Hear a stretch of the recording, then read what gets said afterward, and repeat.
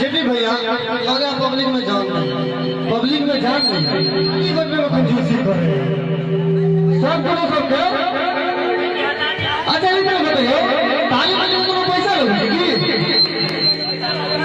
वो तो बंदी का असर करो अच्छा ऐसे ना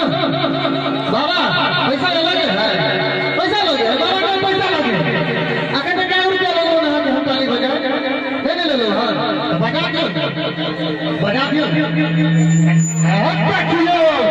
ई सब पे होने थे बाबा का जवानी कर ले हो एकरा आगे ले सब झूठ मत एगर बाबा ने जोड़ कर मारी अली भी छोड़ दो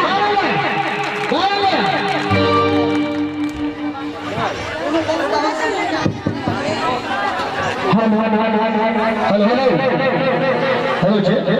एक अवसर सूचना मासाटे मीटिंग कंपनी ई खजूरवाड़ा में नया ओपनिंग भेल और ई कंपनी का निर्माता छे जेपी यादव हेलो हाँ ठीक हाँ